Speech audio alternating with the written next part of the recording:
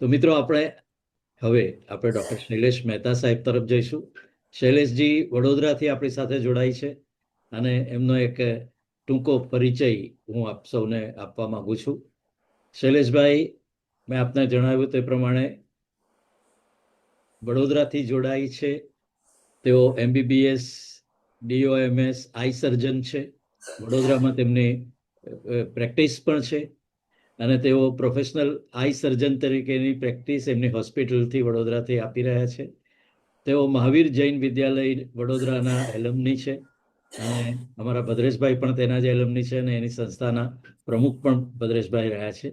તો એ રીતે પણ એ બંને મિત્રોનો એકબીજાની સાથેનો નાતો રહ્યો છે. તે ઉપરાંત શૈલેષભાઈ ખૂબ બધી એમની ધાર્મિક પ્રવૃત્તિઓથી દાદા ભગવાનની સાથે તેઓ સરસ રીતે સંકળાયેલા છે અને એમણે ખૂબ પ્રવચનો રાષ્ટ્રીય આંતરરાષ્ટ્રીય કક્ષા ઉપર આપ્યા છે.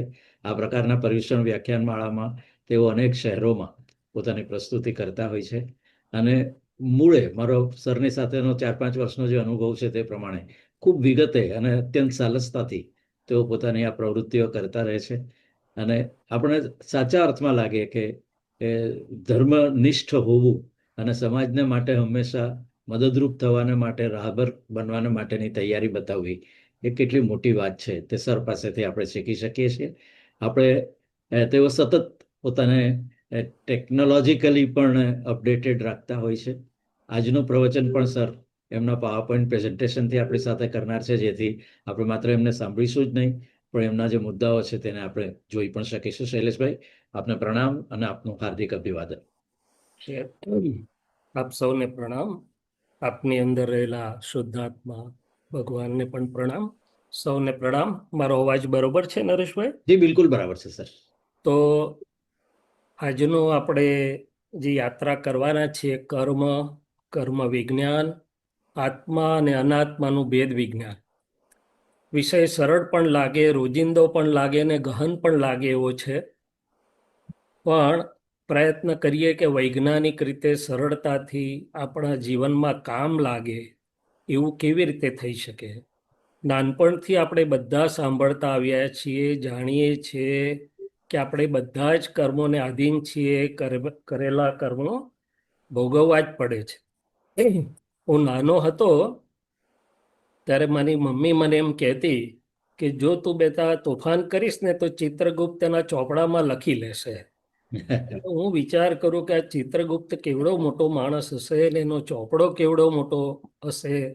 અને પછી લોકો એવું કહેતા કે યમરાજા લઈ જાય ત્યારે કર્મના લેખાજોખા કરે ને ઇનામ અગર દંડ આપે. હવે કેટલાક અભ્યાસુ હશે, આપણામાંથી ઘણા બધા અભ્યાસુ છીએ, તો એ આશ્રવની, બંધની, નિર્જરાની, સંવરની વાતો કરે. પણ સામાન્યપણે મારે જીવનમાં આ વસ્તુ સમજવી કેવી રીતે, વાપરવી કેવી રીતે, મારા હિતમાં, મારા પુરુષાર્થમાં એને પ્રેક્ટિકલી કેવી રીતે ઉપયોગમાં લાવવું, એ મારા જેવા માટે પ્રશ્ન સ્વરૂપે રહ્યું હતું. અને ખાસ તો આજની યુવા પેઢી આપણને પૂછે તો કેવી રીતે વૈજ્ઞાનિક રીતે એને સમજવું અને સમજાવવું. મારી જ વાત કરું તો હું નાનો હતો, 7-8 વર્ષનો હોઈશ, અને મારી મમ્મી મને સચિત્ર નરકાવલીની એક પુસ્તિકા આપીને બેસાડતા હતા. એ સામાયિક લઈને બેસે, મને બાજુમાં બેસાડે અને એમાં ચિત્રો હતા કે સારા કર્મો કરીશું તો ભદ્રેશભાઈ જેવો મોટો બંગલો મળશે અને ખોટા કર્મો કરીશું તો એક ઝૂંપડીમાં કે ગાડે બળદ થઈને જોડાવવું પડશે. એટલે મારું નાનું મન વિચારે ચડતું કે સારા કર્મો કરીશું એનું ફળ આવશે, મજા આવશે, પણ એ કેટલો સમય રહેશે, એ પણ પૂરું તો થઈ જ જવાનું ને. કોઈ પણ આનંદદાયક સારી વસ્તુ પૂરી થવાની તે દુઃખ આપે અને તે દરમિયાન ફરી પાછું કશું મારાથી સારું ખોટું થઈ જશે. તો આ કરવું ને ભોગવવું, કરવું ને ભોગવવું એ ચક્ર ચાલ્યા જ કરશે કે એની બહાર કશું છે. એટલે કે આ કર્મની ઘટમાળ ક્યારેય પૂરી થશે કે નહીં થાય. તો કર્મો સંબંધી ઘણા પ્રશ્નો અને ગૂંચવણો હશે કે ભાઈ કર્મ ક્યાં કેવી રીતે બંધાય છે, એ ખરેખર એક્ઝેક્ટનેસ શું છે, કર્મ કેવી રીતે ફળ આપે છે, એનું નિયમન કેવી રીતે થાય છે, કર્મ કેવી રીતે છૂટી શકે છે? અને એથી વધારે મહત્વનો પ્રશ્ન છે, હું તો ડૉક્ટર છું એટલે સીધી વાત મને એ સમજ પડે કે ભાઈ રોગ થયો એ તો બરોબર છે, હવે રોગ મટાડવો સી રીતે? તો કે છે કરેલા કર્મો ભોગવવા જ પડે. એ હળવા થઈ શકે, નિવારી શકાય કે ન નિવારી શકાય? કર્મ મુક્તિનો કોઈક ઉપાય છે? અને આ બધાનું વિજ્ઞાન શું છે? તો આપણે થોડીક વૈજ્ઞાનિક સમજથી વાત કરીએ તો આપણું મનુષ્ય શરીર એ બ્રહ્માંડનું સૌથી મોટું વિજ્ઞાન છે. કેમ? તો કે 6 તત્વોની જે વિતરાગોએ વાત કરી છે એમાં ચૈતન્ય આત્મા અથવા ચેતન જેને કહીએ કે જે અમૂર્ત અરૂપી અને ચૈતન્ય સ્વરૂપ છે, અને બીજું તત્વ છે જે મેટર કહેવાય છે, અને વિતરાગો એને પૂદગલ કહ્યું. એ રૂપ રસ સ્પર્શ ગંધ સ્વાદવાળું છે. એ બંને ભેગા થયા છે અને બ્રહ્માંડનો એક વિશિષ્ટ પ્રયોગ આ મનુષ્ય શરીરમાં ચાલે છે. તો આ ચૈતન્ય આત્માને વળગેલા અથવા ચોંટેલા મેટરના એટલે કે પૂદગલના જે સ્કંધો અને સમૂહો છે તે કર્મો સ્વરૂપે છે.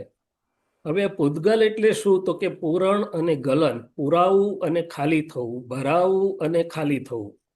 આપણે જોઈશું તો આખી જ પ્રક્રિયા પૂરણ અને ગલન સ્વરૂપે થઈ રહેલી છે કર્મની. એટલે કે પૂદગલ જે ચેતનના સંપર્કમાં આવ્યું એ પૂદગલ થયું. તો કે સમગ્ર લોક ભાગમાં એટલે કે જ્યાં જીવસૃષ્ટિ હાજર છે એને લોક ભાગ કયો ભગવાને, અને જ્યાં જીવસૃષ્ટિ નથી એને અવકાશ ભાગ એટલે કે અલોક ભાગ કયો. તો સમગ્ર લોક ભાગમાં ચૈતન્ય આત્મા કર્મો સહિત એટલે કે પૂદગલ સહિત જ હોય. સિદ્ધ ગતિમાં એ પૂદગલ રહિત એટલે કે કર્મ રહિત હોય. મને ઘણીવાર લોકોએ એવા પ્રશ્નો બુદ્ધિના આવે કે ભાઈ પહેલું કર્મ આવ્યું ક્યાંથી? આપણે તો શુદ્ધ હતા આત્મા, તો પહેલું કર્મ આવ્યું ક્યાંથી? અને સામાન્ય સમજનો જવાબ એવો છે કે આ સુરત તો ડાયમંડ સિટી છે. હવે ડાયમંડ ખાણમાંથી નીકળે ત્યારે ધૂળ જોડે ભેગું જ હોય છે ને કે ડાયમંડ છૂટો હોય છે? તો કે છે કે નિગોદમાં પણ 6 તત્વ ભેગા જ હતા, અને જેમ વિકાસની યાત્રામાં આવ્યો અને સમજણો થયો, મનુષ્યમાં આવ્યો, ત્યારે એને નામ આપવામાં આવ્યું કર્મો. બાકી પૂદગલ અને ચેતન ઠેઠથી ઠેઠ ભેગા જ હતા. હવે કર્મની બીજી વાત ખૂબ સુંદર છે કે કર્મના 2 મુખ્ય પ્રકાર છે, બીજ સ્વરૂપ અને ફળ સ્વરૂપ. એ જ વસ્તુને આપણે કહીએ તો કારણ અને કાર્ય અથવા કોઝ અને ઇફેક્ટ કહી શકાય છે. કે એક નાનું બીજ હોય એમાં આખો વડ હોય, પણ એ બીજ પડે છે ને પછી એને બધા સંયોગો ભેગા થાય છે ત્યારે ધીમે ધીમે વડ સ્વરૂપે આવે અને એને ફળ આવે. શાસ્ત્રો એને બંધ અને નિર્જરા પણ કહે છે. કોઝને બંધ કહે છે અને ઇફેક્ટને નિર્જરા કહે છે. આજની સાદી ભાષામાં એને ચાર્જ ડિસ્ચાર્જ પણ કહીએ આપણે. હવે એમાં શાસ્ત્રોમાં એક શબ્દ વપરાયો આશ્રવ, એટલે કે અંદર આવવું, ભેગું થવું. ટાંકીમાં પાણી અંદર પડવા માંડ્યું, ભેગું થવા માંડ્યું એટલે કે ઇન્ફ્લક્સ અથવા ઇનકમિંગ. પછી અંદર જમા થયું, બંધાયું એટલે કે બાઇન્ડિંગ અથવા સ્ટોરેજ થયું. અને સમય પરિપક્વ થાય ત્યારે આપણે આગળ જોઈશું કે કુદરતની આખી એક નિયમન શક્તિ છે, એના સાથે નિર્જરા એટલે કે ફળ આપીને જાય ત્યારે ડિસ્ચાર્જ અથવા ડિસ્પોઝલ થાય. હવે મનુષ્ય જન્મ એક એવો છે, મનુષ્ય સ્વરૂપ કે જેમાં ચાર્જ અને ડિસ્ચાર્જ, બંધ અને નિર્જરા બંને થયા કરે છે. બાકીની યોનિઓમાં અથવા ગતિઓમાં ડિસ્ચાર્જ અથવા નિર્જરા જ છે, ત્યાં એમને નવું ચાર્જ અથવા નવો બંધનો ભાગ નથી. હવે જ્યાં સુધી બંધ અને મુક્તિનું વિજ્ઞાન જાણે નહીં ત્યાં સુધી આ ચાર્જ ડિસ્ચાર્જના ચક્રો અવિરત ચાલ્યા જ કરે, ચાલ્યા જ કરે, ચાલ્યા જ કરે. એટલે એમાંથી છૂટવાનું કેવી રીતે એક મુખ્ય પ્રશ્ન થયો. એટલે કે આ જન્મોમાં મનુષ્ય જન્મ મારો છે એમાં જૂના કર્મોના ફળ સ્વરૂપ આજે મન વચન કાયની 3 બેટરી ડિસ્ચાર્જ થયા કરે અને તે વખતે અંદર નવું ચાર્જ થયા કરે. એટલે વૈજ્ઞાનિક રીતે શું થાય તો કે આ 3 દેહની વાત કરી છે. સ્થૂળ દેહ, પછી તેજસ શરીર એટલે કે એનર્જી બોડી, કારણ શરીર અને ચોથું ચેતન આત્મા પોતે. જ્યારે આ જન્મના બધા કર્મો પરમાણુઓ ઉદય આપીને પૂરા થાય છે, ત્યારે સ્થૂળ શરીર અહીંયા ડબ્બો છૂટી જાય અને નવું ધારણ કરેલા કારણ શરીર સાથે હોય છે ચેતન આત્મા. જ્યાં સુધી કારણ શરીરના પરમાણુઓ વળગેલા છે એને મેચિંગ હોય છે, ત્યાં મિસાઇલ ટાર્ગેટ કરીને જાય છે, એવી રીતે કુદરતની શક્તિ મેચિંગ થતું હોય એવી જગ્યાએ એવી યોનિમાં એવા નામ ગોત્ર પ્રમાણે એને લઈ જાય છે. અને આ બે જોડે હોય ત્યારે એનર્જી બોડી આપોઆપ ઉત્પન્ન થઈ જાય છે. તો કે આ પ્રકારે આ વૈજ્ઞાનિક રીતે વસ્તુ ચાલ્યા કરે છે અને જ્યાં સુધી એમાંથી મુક્ત થવાનું વિજ્ઞાન જડે નહીં. હમણાં જ સેજલબેને આત્મદ્રષ્ટિની ઘણી બધી વાત કરી. તો કે સમ્યક દ્રષ્ટિ અથવા આત્મદ્રષ્ટિ પ્રાપ્ત ન થાય ત્યાં સુધી આ ભટકણ અનાદિ અનંત છે. એટલે કે એનું બિગિનિંગ એ જડ ક્યારનું ક્યાં છે ખબર નથી ને અનંત કાળ સુધી ચાલ્યા કરશે. પણ જો દ્રષ્ટિ પ્રાપ્ત થાય તો આ ભટકામણ અનાદિ એટલે કેટલાય કાળથી હોવા છતાં હવે એનો અંત આવશે, એટલે કે શાંત થશે. હવે આ કર્મના પ્રકારની જો થોડીક વાત કરીએ આપણે, તો મુખ્યત્વે 3 પ્રકાર કયા: ભાવ કર્મ, દ્રવ્ય કર્મ અને નો કર્મ. એમાં ભાવ કર્મ એ ચાર્જ સ્વરૂપે છે, બાકીના 2 ડિસ્ચાર્જ સ્વરૂપે છે. એટલે આજનું મારું શરીરના પરમાણુ એ સ્થૂળ પરમાણુઓ એટલે કે સ્થૂળ કર્મોના પરમાણુઓથી શરીર બન્યું, સ્થૂળ સૂક્ષ્મથી વાણી બની, અને સૂક્ષ્મ પરમાણુઓથી અંતસ્કરણ બન્યું. અને અંદર ચાલતા બધા જ સંયોગો, અંતસ્કરણના સંયોગો, અંતર્વાણી, બાહ્યવાણી અને બહારના સંયોગો, એ કુદરતની સંચાલન શક્તિ જોડે જે બધું બની રહ્યું છે, આખો જ સંયોગ વિયોગ વાળો ભાગ, આંતરિક અને બાહ્ય, સૂક્ષ્મથી સ્થૂળ અથવા સ્થૂળથી સૂક્ષ્મ સુધીના, એ બધા જ ફળ સ્વરૂપે, ઉદય સ્વરૂપે, ઇફેક્ટ સ્વરૂપે અથવા ડિસ્ચાર્જ સ્વરૂપે છે. અને એના 8 ભાગમાં વર્ણન કરવામાં આવ્યું: 4 ઘાતી અને 4 અઘાતી.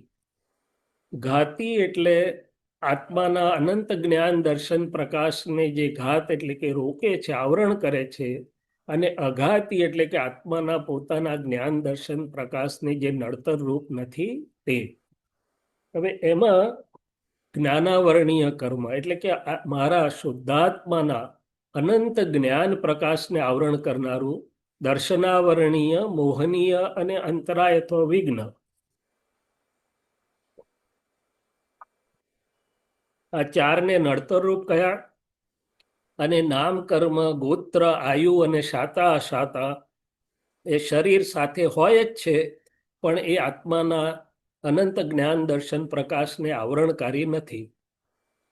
હવે ભાવ કર્મને સહેજ સમજીએ કે જે મેં કહ્યું એમ ચાર્જિંગ છે, અથવા બીજ સ્વરૂપે નવા બીજ પડે છે, નવું ચિત્રામણ થાય છે.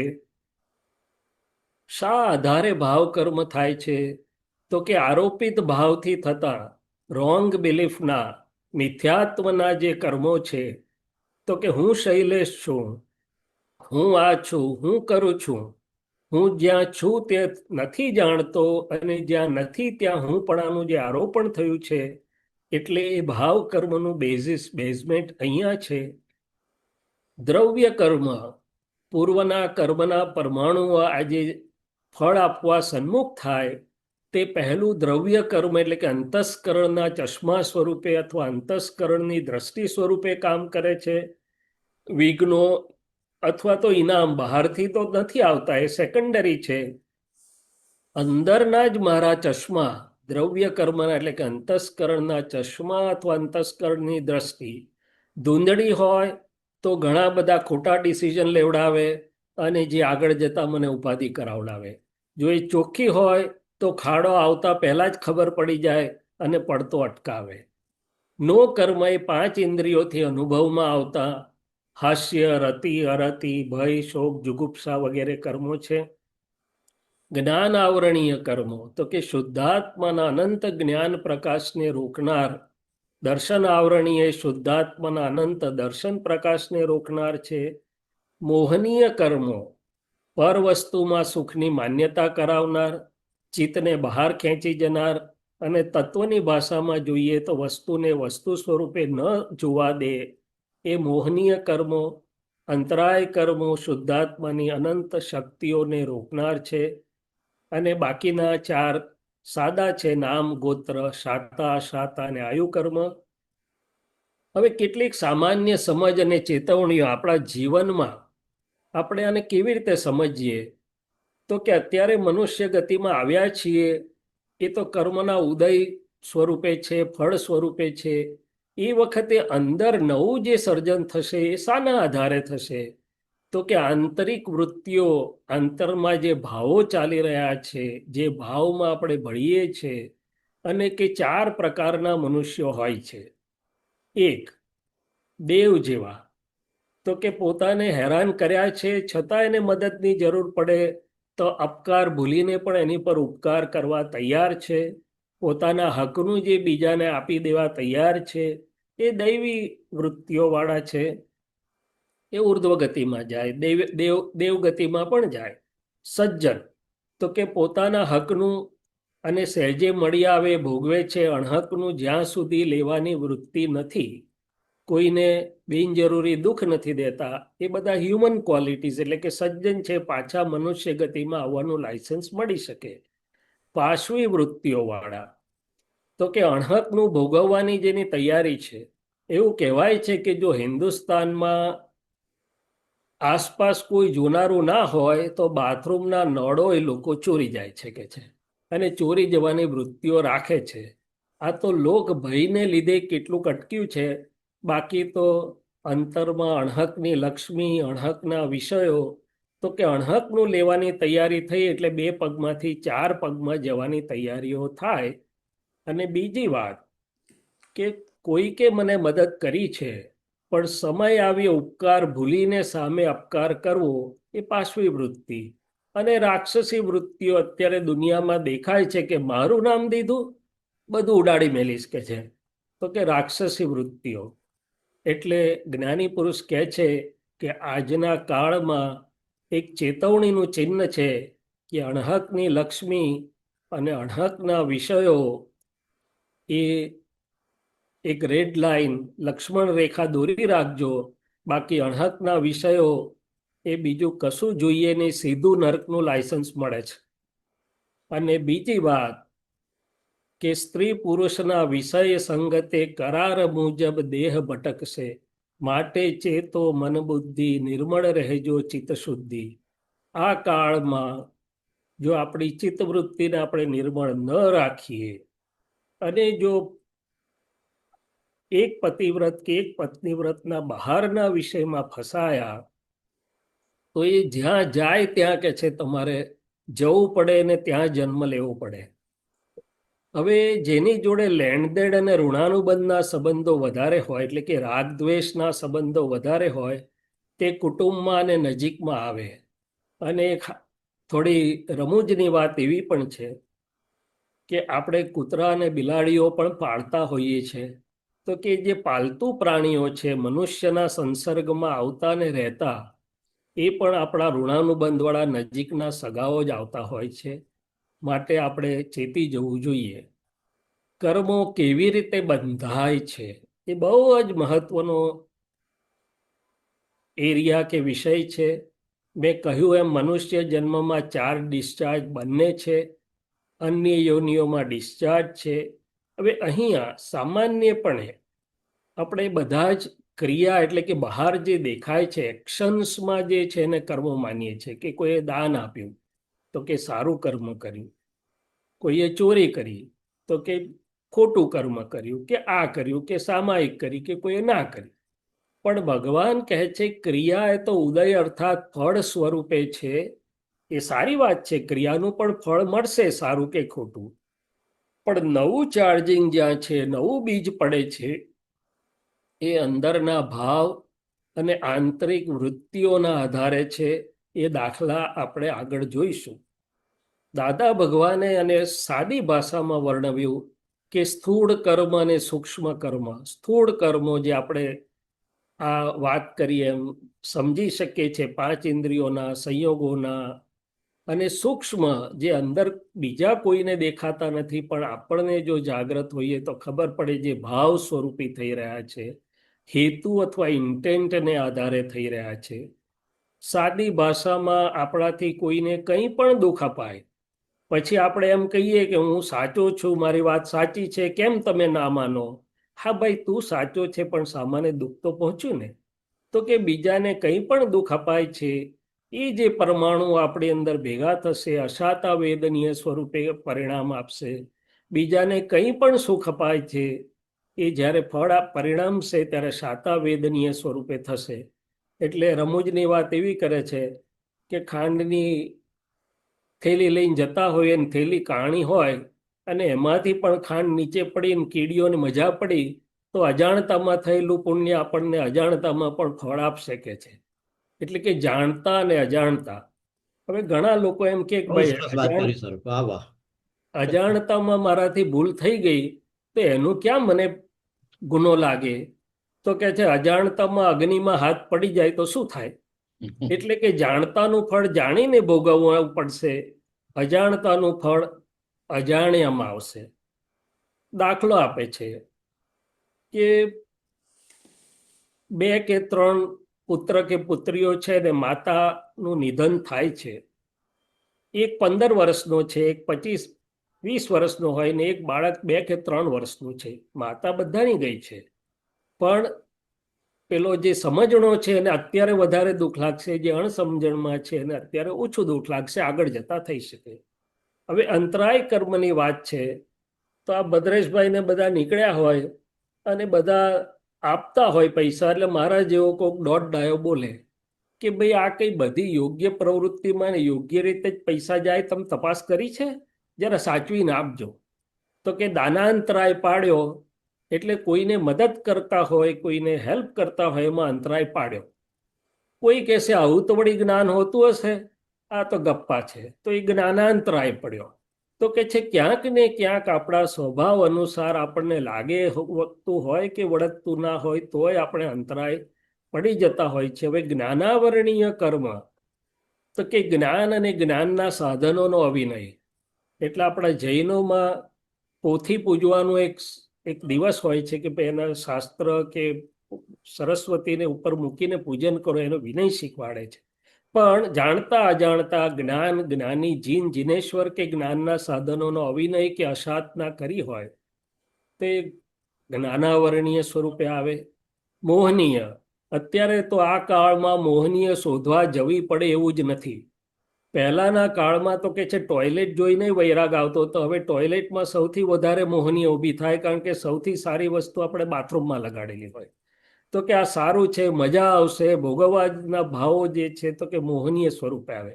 પણ આ બધાના મૂળિયામાં, એટલે કે વૃક્ષનો ધોરી મૂળિયું ક્યાં છે? તો શાસ્ત્રો કે છે કે રાગ અને દ્વેષથી કર્મ બંધાય છે. બધું હોય પણ જો રાગદ્વેષ ના હોય તો કર્મ ના બંધાય. મારા જેવો આગળ વિચારણા કરે, તપાસ કરે કે રાગદ્વેષ શાના આધારે ઊભા થાય છે ભાઈ?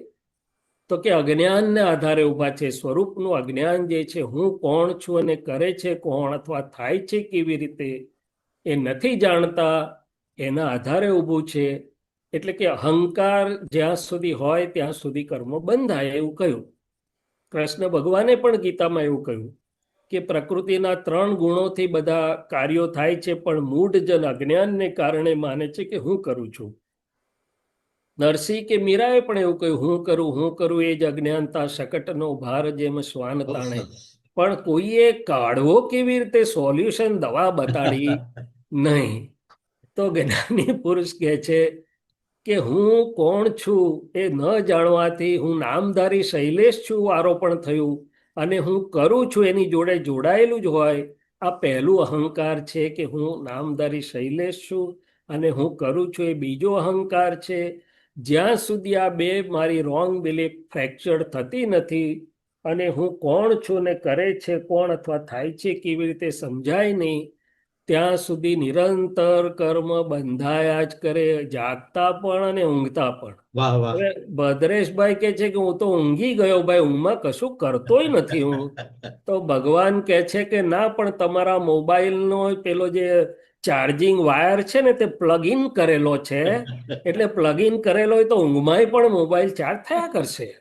એટલે આ રોંગ બિલીફ જ્યાં સુધી છે, હવે એનું વિજ્ઞાન પણ આપણે સમજીશું આગળ જતા, કે રોંગ બિલીફ અને આ કેવી રીતે ચાર્જિંગ થાય છે એ પણ આપણે સહેજવારમાં સમજીશું. એટલે આખું આપણને જો સમજ ક્લિયર થાય તો મારા જીવનમાં એ કામ લાગે. હવે કર્મ ઉદય એટલે કર્મ ફળ આપે છે તે કેવી રીતે આપે છે?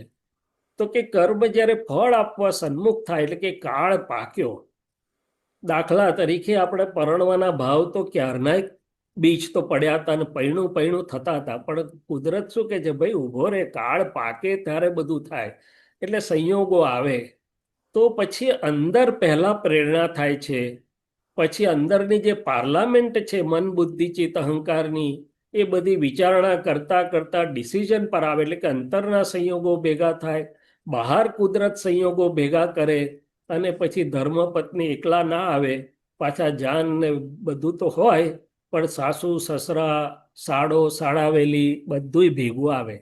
આપણે અત્યારે આ પર્યુષણ વ્યાખ્યાનમાળામાં ભેગા થયા છીએ તે ભાવ બીજ ક્યારના પડ્યા હશે, અત્યારે તો આપણે ઉદય સ્વરૂપે ભેગા થયા છીએ, અને તે કુદરતે કેટલા બધા સંયોગો ભેગા કર્યા ત્યારે થયું. એટલે કે કર્મ ફળ આપવા જ્યારે સન્મુખ થાય છે ત્યારે પહેલા અંદર ઊભું થાય છે, અંતસ્કરણમાં ઊભું થાય છે. કર્મ ઉદય જ આપણને પ્રેરણા કરે છે. આપણને ઘણી વાર થાય કે પ્રેરણા કોણે કરી આવું કરવાની? તો કે કર્મ ઉદયથી ધક્કો વાગે છે, અને બહાર અંતરની પાર્લામેન્ટમાં નક્કી થાય, બહાર કુદરત સંયોગો ભેગા કરે, અને પછી એ ફળ આપીને જાય. હવે નરેશભાઈ કે છે કે બધું તો કઈ ફળતું નથી, કેટલુંક તો અંદર આવે વિચારને એમને એમ અધૂરું રહી જાય છે. તો કે હા, અંદર ખેતરમાં ઘણા બીજો નાખ્યા હોય, કેટલાક ન ઉગે, કેટલાક બે ચાર પાંદડે ઉગે ને કેટલાક પૂરા ઉગે. તો કે જે ભાવ જરા તરા જ થયા હતા, પૂરા નતા થયા, સતત અને સચોટ નતા, એ સહેજ સહેજ આમ તેમ થઈને ઉડી જાય છે. જે સતત અને સચોટ હતા એ ફળ સુધી જાય છે. અને જ્યારે ફળ આપે છે ત્યારે બે જ વિભાગ છે, શાતા અને અશાતા વેદનીય. એટલે કે કાં તો પ્લેઝર આપે, કાં તો પેઇન આપે, કાં તો કમ્ફર્ટ આપે, કાં તો ડિસ્કમ્ફર્ટ આપે. આપણે જેને પુણ્ય અને પાપ કહીએ છીએ ને સાદી ભાષામાં આપણે પોઝિટિવ અને નેગેટિવ કહી શકીએ. શાતા વેદનીય વાળાને પુણ્ય કહેવાય, ને અશાતા વેદનીય વાળાને આપણે પાપ કહીએ. હવે બીજો મહત્વનો પ્રશ્ન છે, નરેશભાઈ ને ભદ્રેશભાઈ બધા જ એવું કહે છે કે આ કર્મ તમે કરશો તેનું ફળ ભવિષ્યમાં મળશે, આવતા જન્મમાં મળશે, ને આમ મળશે ને તેમ મળશે. હવે મારા જેવાને પ્રશ્ન થાય કે આવતો જન્મ કોણે જોયો છે અને શું કરીશું? તો ખરેખર કર્મનું ફળ ભવિષ્યમાં જ આવશે? તો મને એવું સમજાયું કે કર્મનું એક ફળ રાઈટ હિયર એન્ડ નાવ હમણાં જ આવે છે. કેવી રીતે? તો કે કોઈને મદદ કરવાનું નક્કી કરું છું, હજી કરી નથી. છોકરાઓની બર્થડે થોડાક દિવસ પછી કોકની બર્થડે આવે છે, થોડાક છોકરાઓને બોલાવવાનું ખાલી નક્કી કરું છું, હજી બોલાવ્યા પણ નથી. અને ત્યારથી મને આનંદ થવા માંડે છે, મારી એનર્જી પોઝિટિવ થાય છે, મારું ઓરા બોડી પોઝિટિવ થાય છે. એટલે કે એ કર્મ હજી તો એક્શનમાં આવે તે પહેલા જ મને રાઈટ હિયર એન્ડ નાવ ફળ આપે છે. બહુ જ સરસ સમજૂતી. ફળાવવાનું નક્કી કરું છું. હજી મારા સ્ટાફને કાલે જઈને વળવાનું છે કે અઠવાડિયા પછી વળી, અલા હજી વળતા પહેલા મને અંદર દુઃખ થાય છે. એટલે કે મારા મન વાણી કાયાની ક્રિયા, સૂક્ષ્મમાં સૂક્ષ્મ ક્રિયાની પ્રતિક્રિયા એટલે કે ઇનર રિએક્શન મને હમણાં જ ઇનામ અગર દંડ આપી દે છે. એમાં કોઈ ભવિષ્યની વાત તો પછી આવશે, ભવિષ્ય છે ના નથી, પણ રાઈટ હિયર એન્ડ નાવ મને ફળ મળે છે. એમાં ભગવાનને પણ અંદર આવવું પડતું નથી. અને ભવિષ્યને માટે જે પરમાણુઓ ગ્રહણ થાય છે આપણે જોઈશું, એ પછી કુદરતની વ્યવસ્થા શક્તિમાં જાય છે. હવે બીજો મહત્વનો પ્રશ્ન છે કે બધા જ કે છે કે કર્મો ભોગવવા જ પડે. હવે અત્યારે આપણી પાસે સંવાદ કરવાની તક નથી, નહીં તો આપણે સંવાદ કરવાનો અમને બહુ પસંદ હોય છે. હું તમને પૂછત પણ ખરો કે આપનામાંથી કેટલાને એવું લાગે છે કે કર્મો ભોગવવા જ પડે? અને લગભગ બધા જ એવું કહેશે કે કર્મો ભોગવવા જ પડે. તો પછી મારો પ્રશ્ન એવો છે કે કર્મો ભોગવવા પડે, હળવા થાય, નિવારી શકાય, કર્મ ભોગવટો આપે છે કે બીજું કોઈ ભોગવટ આપે છે? તો મને એવું સમજાયું છે કે કર્મો એટલે કે પરમાણુ સ્વરૂપે જે રહેલું છે અંદર, મન વાણી કાયાના પરમાણુ અંદર ફૂટતા બહાર ફૂટતા, એ આખું એટમિક મોલેક્યુલર સાયન્સ છે, સંયોગો આપે છે. એ પોતે ભોગવટો આપતું નથી. ભોગવટો તે વખતે મારી અંદર કેવી સમજ વર્તે છે, મારા અંદરના પરિણામ કેવા વર્તે છે, હું કઈ દ્રષ્ટિથી એને જોઉં છું, એના આધારે નક્કી થાય છે. એટલે કે કેવળ સંજોગો મને ભોગવટો આપતા નથી. મારી સંજોગોને જોવાની દ્રષ્ટિ, અંદરની સમજ, અંદરની જાગૃતિ, અંદરના ઉપયોગ ઉપર આ ભોગવટો આધાર રાખે છે અને એને ફેરવી શકાય છે. એ દાખલા સહિત આપણે જોઈએ, આપણે સ્ટેપ વાઇઝ. વાહ. એટલે કે કર્મો પોતે ભોગવટો આપે છે, અર્ધ સત્ય છે, પૂર્ણ સત્ય નથી. દાખલો લઈએ આપણે. માનો કે મારે તડકામાં કે કોઈ વખત કઈ અડધો કિલોમીટર ચાલીને જવાનું, ચાલો હવે જોડે ભદ્રેશભાઈ કે નરેશભાઈ જોડે જેવા સરસ મિત્રો હોય તો એ જ રસ્તો મને બિલકુલ ભારે લાગતો નથી, મજેથી પસાર થઈ જાય છે. એરપોર્ટ પર ફ્લાઇટ લેટ થઈ ગઈ 3-4 કલાક, જો મારો ઉપયોગ હું ક્યાંક ગોઠવું નહીં તો કંટાળો લાવી દે અને હેરાન થઈ જવાય. પણ કાનમાં સરસ મજાનું આઈપોડ ભેરવ્યું છે અને આ નરેશભાઈની ચેનલો જોઉં છું કે ભક્તિ સંગીત સાંભળું છું, તો સમય ક્યાં જતો રહે છે, આનંદપૂર્વક પસાર થઈ જાય છે. એટલે કે ફ્લાઇટ લેટ થઈ ગઈ એટલું એ ભોગવટો મને આપી શકતું નથી. ડોક્ટર તરીકે અમે ઘણા એક્સપેરિમેન્ટ કર્યા. એક બેનને હોસ્પિટલમાં દાખલ કર્યા હતા, મેજર સર્જરી હતી, લગભગ અઠવાડિયું હોસ્પિટલમાં રહેવાનું હતું. હવે તમે બધા વિચારી જુઓ કે દેહના ભોગવટા સિવાય અંદર માનસિક ભોગવટો કેટલો મોટો હોય છે. લોકોને હજી તો જવાનું હોય ને હોસ્પિટલમાં તે પહેલા જ અદમુઆ થઈ જાય, અને હોસ્પિટલમાંથી તેમ થાય ક્યારે ભાગીએ, ક્યારે ઘરે, ક્યારે ભાગીએ. પણ આ બેને એવું કહ્યું કે ઘરે નથી રહેતું એટલું સરસ, અંદર હોસ્પિટલમાં હતી પણ રહ્યું કેમ, તો કે સવારથી સાંજ સુધી ભક્તિ સંગીત, સ્તવનો, આત્માની સ્તુતિ, આવું બધું ગોઠવણ એટલી સરસ ચાલતી હતી. સત્સંગીઓ આવે, સત્સંગ કરે, આ કરે તે કરે, દેહનું કામ તો એની જગ્યાએ રિપેરિંગનું થતું ગયું, પણ અંતર પરિણતિ ખૂબ સુંદર રહી. એટલે કે ઉપયોગ જો ફેરવવામાં આવે, ચિત્તને આપણે બીજી સારી આનંદદાયક ઉર્ધ્વગામી વસ્તુમાં રોકી દઈએ, તો એ સંયોગો આપણને અશાતા વેદનીયનો અથવા નેગેટિવ ભોગવટો આપવાને બદલે કમાણી કરાવીને જાય છે. બીજી વાત, જેવી સમજ એવો ભોગવટો. સમજ જો સવડી હોય તો એ જ સંજોગોમાંથી હસતા હસતા નફો કરીને પસાર થઈ જાય. સમજ જો અવળી હોય તો રડતા રડતા ને ખોટ કરતા પસાર થાય. એટલે એક વાક્ય કહે છે કે જ્ઞાની ભોગવે હસીને, અજ્ઞાની ભોગવે રડીને. 80-90% આપણા ભોગવટા, જેને આપણે કર્મના ભોગવટા કહીએ છીએ, એ એકબીજા જોડેના વ્યવહારના, માનસિક કે અણસમજણના ભોગવટા હોય છે, જેને સમજણ ફેરવવાથી તરત ફરી શકે તેમ છે. એ પણ આપણે સમજીશું. દાખલા તરીકે આ નરેશભાઈ ને ભદ્રેશભાઈને ત્યાં લગ્નમાં બોલાવેલા, વેલકમ કરીને પછી ભદ્રેશભાઈ તો એટલા બિઝી થઈ ગયા, કારણ કે એમને તો બહુ બધા મિત્રો ને ગેસ્ટ, છેક પૂરું થયું ત્યાં સુધી પાછા મારી પાસે આવી શક્યા નહીં. તો મને થયું કે આ તો ખાલી દેખાડો કર્યો, અહીંથી ભાગો. એને બદલે જો મારી પાસે સવડી સમજણ હોત કે કેટલા પ્રેમથી મને યાદ કરીને બોલાયો છે અને કેટલી સુંદર વસ્તુ છે, તો સમજણ ફેરવવાથી મારો એ આખું ફરી જાત. તો કે છે કે કોઈએ સારું વર્તન ના કર્યું કે ન ગમે તેવું બોલ્યા, તે વખતે મારી અંતર સમજણ સુંદર હોય તો એ ભોગવટો મને નેગેટિવ તો બિલકુલ નહીં રહે, પણ પોઝિટિવ કમાણી કરીને જતું રહેવાશે. 5-10% જ ભોગવટા એવા હોય છે કે જે દૈહિક ભોગવટા હોય છે. એટલે જ્ઞાની પુરુષ કહે છે કે હા, દેહમાં તમને નડી નાખ્યું હોય ગળામાં, કે તમને ફ્રેક્ચર થયું હોય, તો અમે કબૂલ કરીએ છીએ કે ભાઈ દેહનો ભોગવટો છે, એમાં પણ રસ્તા છે એને હળવા કરવાના. પણ બાકી 90% ભોગવટા અણસમજણને કારણે જે છે, એ તો સમજણ સવડી કરવાથી આખા ને આખા ઉડી જાય એવા છે. વાહ ડોક્ટર એટલે સાહેબ, વાહ વાહ, બહુ જ સરસ આ વાત કરી છે. વાહ વાહ. એટલે કે જ્ઞાન સમજ આખો ધર્મ માર્ગ, એટલે કે જ્ઞાનનો માર્ગ આખો સમજ રૂપી જે ધર્મ માર્ગ છે, તે ભોગવટાને બદલવા માટે જ છે. દાખલો આપીએ, આપણે લઈએ કે આપણે બધાય એક બાજુ કર્મની વાત કરીએ છીએ કે મારા કર્મના હિસાબે થાય છે, ને બીજી બાજુ આપણે એમ કહીએ છીએ કે આમણે મને આમ કર્યું, આમણે મને સારું વર્તન ના કર્યું, ને આ કાકાના દીકરાએ બધી પ્રોપર્ટીમાં ઘાલમેલ કરી. તો કર્મની થિયરી એવું કે છે કે મારા કર્મ એટલે કે એટમ્સ અને મોલેક્યુલ્સના ઉદયના હિસાબે કાકાના દીકરાનું નિમિત્ત આવું ઊભું થયું છે. જો મારા કર્મના એટમ્સ અને મોલેક્યુલ્સ એવા ન હોય તો એ જ કાકાનો દીકરો બધા જોડે ભલે આડો થતો હોય પણ મને મદદ કરતા થઈ પડે. વાહ વાહ. એટલે કે આ નિમિત્ત છે એ ખાલી પોસ્ટમેનનું, કુરિયર બોયનું કામ કરે છે, ડિલિવરી બોયનું કામ કરે છે, મોકલનારા એ છે નહીં. એટલે કુદરતનો સિદ્ધાંત જ્યારે મને સમજાય કે મને મદદ કરનારા કે હરકત કરનારા સ્વતંત્ર છે ખરા, તો કે ના, જો કોઈને સ્વતંત્ર રીતે મદદ કે હરકત કરી શકતું હોય તો બધું જ ફ્રેક્ચર થઈ જાય. આ ટ્રમ્પ સાહેબ આપણને એકે ઇન્ડિયનને જીવવા દેત નહીં. પણ કુદરતમાં એવું નથી. કુદરતમાં આ લોકો ફક્ત મિડલમેન, પોસ્ટમેન અથવા કુરિયર બોય છે. માટે આપણે પોસ્ટમેનને જેવી રીતે દિવાળી બોનસ આપીએ છીએ એવી રીતે નિમિત્તને ચા પીવડાવીને એનો ઉપકાર માનવાનો કે ભાઈ એક કર્મમાંથી મને છોડાયો.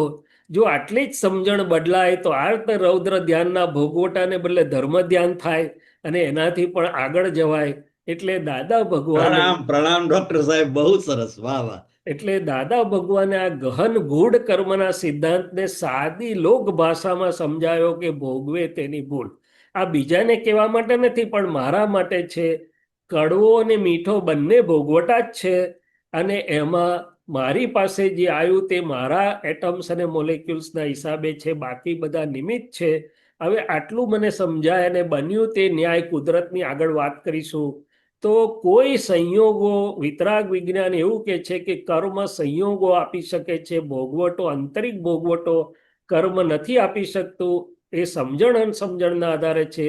અને જો વિતરાગ વિજ્ઞાનને આપણે યથાર્થ સમજીએ તો કોઈ સંયોગ આપણને અંદરની ખોટ ખવડાવે, અંદરનો ભોગવટ આપે એવું નથી. કારણ કે પ્રત્યેક સંયોગ તમને છોડાવવા માટે આવે છે, મોક્ષે લઈ જવા માટે આવે છે. ચોથી વાત કરીએ કર્મના ભોગવટાની. હું સુરત આવ્યો હોઉં, કંઈ તકલીફ પડે તો એક ફોન ભદ્રેશભાઈને કે નરેશભાઈને કરું તો મને બધી જ મદદ મળી રહે અને મારો બધી તકલીફ મટી જાય કે ના મટી જાય.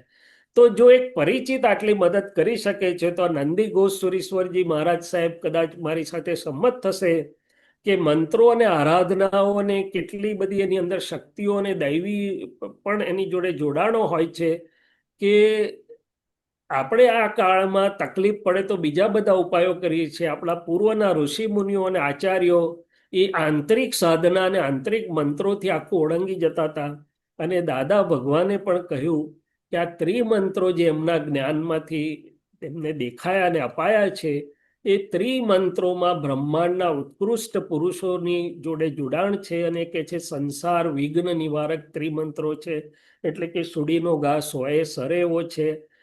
અમે તો ઘણા બધાએ અનુભવ કર્યો છે, ઘણા બધાના અનુભવ જોયા છે. જેને કરવો હોય એને અખતરો કરી જુઓ. પાંચમી વસ્તુ, કર્મના ભોગવટાને હળવો કરવા માટેના ખૂબ મહત્વના સાધન હોય તો આલોચના, પ્રતિક્રમણ અને પ્રત્યાખ્યાન. તો કે કેવી શૈલેષભાઈ, રીતે? એ તો કે ત્રિમંત્રો કયા તે કોને? ત્રિમંત્રો કયા તે હા, જરા કહો. કહું ચોક્કસ. આ તો મને એમ કે સમયની મર્યાદા છે એટલે હું બધા સ્ટેશનો પર રાજધાની અરે થોડુંક સર, આપ હરિયરી. એટલું સરસ વાત કરે છે, અમે રસપૂર્વક બધા સાંભળી રહ્યા છીએ, પ્લીઝ કહો. સારું, ત્રિમંત્રોની ટૂંકમાં વાત કરી લઈએ. ભદ્રેશભાઈ કહ્યું છે એટલે કે ત્રિમંત્રોમાં નમો અરિહંતાણ સમજ સાથે સમજી લઈએ છીએ. હવે આપણે 2-3 મિનિટ જ થશે. અરિહંત એટલે કે અર્હત, કોઈ એને અર્હત કે છે, કોઈ પૂર્ણ પુરુષોત્તમ પણ કે છે કે જેની પ્રકૃતિમાં રિલેટિવ ભાગમાં ક્રોધ, માન, માયા, લોભ, રાગ, દ્વેષ સંપૂર્ણ ખલાસ, નિર્મૂળ થયા છે. એને પરિણામ સ્વરૂપે અંદરનું આત્મતત્વ પરમાત્મા સ્વરૂપે આખા બ્રહ્માંડને પ્રકાશી શકે એવું નિરાવરણ એટલે ખુલ્લું થયું છે. એવા દેહ સાથે વિચરતા હોય તેને આપણે અરિહંત કહીએ છીએ. એને પહેલા નમસ્કાર છે. કેમ? તો કે મને રૂબરૂ મળે તો મારું પણ પરમ પદ અને પરમ સુખ હું છેલ્લામાં છેલ્લા આવરણો મારા તૂટેનું પામી શકું. આજે આ ભરત ક્ષેત્રમાં પ્રત્યક્ષપણે મહાવીર સ્વામીના નિર્માણ પછી શાસન એમનું છે પણ અરિહંત વિદ્યમાન નથી. આજે મહાવિદ્ય ક્ષેત્રમાં શાસ્ત્રોક્ત રીતે પણ પાંચેય મહાવિદ્યમાં 4 4 એમ 20 અરિહંત વિદ્યમાન છે. એમાં સિમંદર સ્વામી એક છે. નમો સિદ્ધાણમ, સિદ્ધ ભગવંતને હું નમસ્કાર કરું છું, કારણ કે મારું લક્ષ્ય છે. નમો આયર્યાણમ, આચાર્ય ભગવંતને હું નમસ્કાર કરું છું. ભગવાનની ભાષામાં આચાર્ય એટલે કોણ?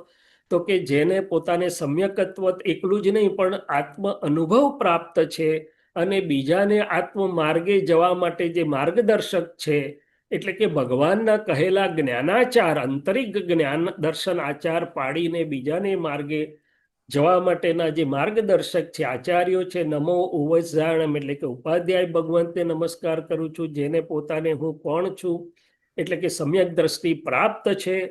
પોતે ચોથા ગુણસ્થાનકથી 13મા સુધીની અંતર સાધનાની યાત્રામાં છે, ને બીજાને ઉત્તેજન આપે છે કે આ માર્ગે જશો તો તમને પણ પરમ સુખ મળશે. નમો લોહે સૌ સાહુણમ, સર્વ સાધુઓને નમસ્કાર કરું છું. આત્મદશા સાધે તે સાધુ, હું કોણ છું એટલે કે સમ્યક દ્રષ્ટિ પ્રાપ્ત થયા પછી, ચોથા ગુણસ્થાનકમાં આવ્યા પછી ખરી સાધુ દશા ચાલુ થાય છે. તો કે છે કે એસો પંચ નમુકારો સર્વ પાવપણાસુ, આ પાંચને નમસ્કાર કરવાથી સર્વ પાપ એટલે કે ઇમ્પ્યોરિટીઝ એટલે કે આવરણ, જે જ્ઞાનાવરણીય, દર્શનાવરણીય, મોહનીય અને વિઘ્નની વાત કરીએ, બધા ધીમે ધીમે દૂર થાય તેમ છે. મંગલાનંચ સૌવેસીમ પડમમ હવે મંગલમ, આ બ્રહ્માંડના સર્વ મંગલમય વસ્તુઓને ભેગી કરીએ તો એમાં સૌથી ઉત્કૃષ્ટ મંગલ છે. બીજો મંત્ર છે ઓમ નમો ભગવતે વાસુદેવાય. ઓમ આપણે બધા જ બોલીએ છીએ, પણ ઓમનો પરમાર્થ બહુ જ ઓછા લોકોને ખબર છે. ઓમ એ 5 અક્ષરનો બનેલો છે. અ આ ઉ અને મ. પહેલો અરિહંતનો છે, બીજો અદેહી સિદ્ધનો છે, ત્રીજો આ આચાર્યનો છે, ચોથો ઉ ઉપાધ્યાયનો છે, પાંચમો મ એ મુનિનો છે. ઉપરનો નવકાર મંત્ર સંક્ષિપ્તમાં બોલવો હોય તો ઓમ કહેવાય છે નમો ભગવતે વાસુદેવાય. વાસુદેવ તો કે દરેક કાળચક્ર, અત્યારનું જે અવસર્પિણી કાળચક્ર છે, એમાં 63 ઉત્કૃષ્ટ શલાકા પુરુષો થાય. એમાં 24 તીર્થંકરો, 12 ચક્રવર્તી, અર્ધચક્રવર્તી, વાસુદેવ, પ્રતિવાસુદેવ, એ રીતે 9 વાસુદેવ હોય. કૃષ્ણ ભગવાન આ કાળના છેલ્લા વાસુદેવ છે. એટલે 63 શલાકા પુરુષોમાં એમની ભૂમિકા ઉત્કૃષ્ટ ભૂમિકાઓમાં આવે. ને કૃષ્ણ ભગવાન આવતી 24 એના 12માં અમમનાથ નામના તીર્થંકર પણ છે. એટલે એ ઓમ નમો ભગવતે વાસુદેવાય, બધા જ વાસુદેવ. ઓમ નમઃ શિવાય. હવે શિવ એ શું છે? તો કે શિવલિંગ તો પ્રતીક છે, જેનું પોતાનું આત્મકલ્યાણ થયું છે અને બીજાના કલ્યાણનો જ જેને ભાવ છે, જેનો અહંકાર સંપૂર્ણ ખલાસ નિશેષ થયો છે, એવા આત્મ અનુભવી જ્ઞાની પુરુષો, કલ્યાણ સ્વરૂપ પુરુષો, એ બધા શિવ કહેવાય છે. તો કે આ ત્રણેય મંત્રો સમજવામાં આવે તો જુદા નથી, એક જ છે. બ્રહ્માંડના ઉત્કૃષ્ટ આત્માઓની દશાને નમસ્કાર છે, અને ભેગા બોલવાથી નિષ્પક્ષપાતી પણ ઉત્પન્ન થશે. પરમ સત્ય પક્ષપાતમાં નથી હોતું, નિષ્પક્ષપાતી પણ આમાં હોય છે. સર્વે ધર્મોના દેવોનો રાજીપો મળશે, સંસારના વિઘ્નો પણ હળવા થશે, અને મુક્તિને માર્ગે પણ જવાશે. હવે આલોચના, પ્રતિક્રમણ, પ્રત્યાખ્યાન એ કેવી રીતે કર્મ ભોગવટાને ઓછો કરી શકે? તો ભદ્રેશભાઈ, નરેશભાઈ, આપણને બધાને અનુભવ છે કે આ વ્યવહારમાં 2 4 વ્યક્તિઓ એવી હોય કે જે આપણે માટે પરીક્ષા લેયા કરે. મેં કહ્યું એમ, કાં તો કાકાનો દીકરો પ્રોપર્ટીમાં માથાકૂટ થયા કરતી હોય, કાં તો બીજી કોઈ, બધી વ્યક્તિઓ જોડે માથાકૂટ ના હોય, પણ 2 4 વ્યક્તિ તો પરીક્ષા લેનારી દરેકને હોય. તો કે છે કે આપણને એમ થાય કે આ મારા લમણે લખેલા કેવા હિસાબ છે, કર્મનો ભોગવટ છે. ના ભાઈ, ઉપાય તો કર. તો આ છે કે ભગવાને કહ્યું છે કે આલોચના, પ્રતિક્રમણ, પ્રત્યાખ્યાનનું હથિયાર કે સાધન એટલું બધું અદ્ભુત છે કે બધા જ ઋણાનુબંધી હિસાબોને વ્યક્તિઓ, અને આ બધાના રિયલ લાઈફ અનુભવો સાથેની વાત છે. દાખલા તરીકે મારે જેની જોડે કંઈક આવો કપરો હિસાબ હોય તો હું કહીશ કે પ્રત્યક્ષ મહાવીરની સાક્ષીએ મન, વચન અને કાયા, આ રાજેશભાઈ અને એમના નામની સર્વ માયા, ભાવ કર્મ, દ્રવ્ય કર્મ, નો કર્મથી મુક્ત એવા અંદર રહેલા એવા હે શુદ્ધાત્મા ભગવાન, તમે ને અમે વ્યવહારમાં આવતા ગૂંચવાડાવાળા હિસાબો ઉકલી રહ્યા છે. અમે માફી માંગીએ છીએ, ક્ષમા માંગીએ છીએ. તમારી સાથે અમે સંભાવથી, સરળતાથી નિકાલ કરી શકીએ એવી શક્તિ આપો. આમ જો આપણે કરતા જઈશું તો બધા જ વ્યવહારો એકદમ હળવા થઈ જશે. એટલે કે જે ભોગવટા ભારે આવવાના હતા એ ભોગવટા હળવા થઈ જશે. એટલું જ નહીં, એટલા પણ દાખલા છે કે એ મદદ કરતા પોઝિટિવ પણ થઈ ગયા છે વાહ લોકોને. ભાઈ વાહ. તો કે આલોચના, પ્રતિક્રમણ, પ્રત્યાખ્યાન, જે વ્યવહારમાં જ્યાં આપણને કંઈક કર્મના ભોગવટા ભારે લાગતા હોય ત્યાં આપણે કરતા જઈએ તો એ હળવા થઈ જાય એવા છે. બીજું અદ્ભુત સાધન છે સામાયિક. પણ સામાયિક એટલે શું? આપણે આપણી ભાષામાં સામાયિક લઈ ગયા. ભગવાનની ભાષામાં સામાયિક એટલે આત્માનું સ્વસ્વભાવમાં રહેવું તે. આજે હું શુદ્ધાત્મા સ્વભાવને ઓળખું, જાણું, જ્ઞાની થકીને રહું, તો આ શરીરની અંદર રહેલી મારી જે ગાંઠો છે, માનની ગાંઠો હોય, લોભની ગાંઠ હોય, વિષયની ગાંઠ હોય, કે જે હું માલ લાવ્યો છું, કર્મ સ્વરૂપે લાવ્યો છું, એની પર દ્રષ્ટિ કરીને હું એને ઓગાળી શકું છું. અંદર જ જો એ ઓગળી જશે તો એ મને કર્મ રૂપે બહાર ભોગવટો આપવાનું એકદમ હળવું થઈ જશે, અથવા તો અટકી પણ જશે. એટલે કે ઘણા બધા ઉદયો આવતા પહેલા મોડા પડી જાય એવું છે. આ બધી જ વસ્તુ વૈજ્ઞાનિક રીતે, કારણ કે ચેતન આત્મા પાસે અનંત શક્તિ છે, અને આ વિતરાગ પ્રયોગો એ મેટર જે છે, નિશ્ચેતન ચેતન જીવ વગરનું, જેને આપણે કર્મથી વાઘ આવ્યો ડર્યા છીએ, એ વાઘની સામે લેઝર જેવું કામ કરે છે. વાઘનું જોર પણ શમી જાય એવું છે. વાઘ પણ અહિંસક થઈ શકે તેમ છે. અને છેલ્લો મુખ્ય વસ્તુ, કર્મ ભોગવટામાંથી મુક્તિ કેવી રીતે મળી શકે? તો કે કર્મોથી મુક્ત એવું મારું સ્વરૂપ જો હું ઓળખું, તો છેલ્લી વાત છે કે નિજ સ્વરૂપનું ભાન જ્યારે મને પ્રાપ્ત થાય છે, આત્મદ્રષ્ટિ પ્રાપ્ત થાય છે, આત્મરમણતા, સ્વભાવ રમણતા પ્રાપ્ત થાય છે. એ આપણો મારી વાર્તાલાપનો બીજો ભાગ છે. આત્મા અનાત્માનું ભેદ વિજ્ઞાન પ્રાપ્ત કેવી રીતે થઈ શકે? સેજલબેને તમને ઈચ્છા જગાડી આપી છે કે ભાઈ આત્માની દ્રષ્ટિ પ્રાપ્ત કરવી જોઈએ. પ્રાપ્ત કેવી રીતે થઈ શકે એની કંઈક થોડીક વાત હું બીજા ભાગમાં કરવાનો છું.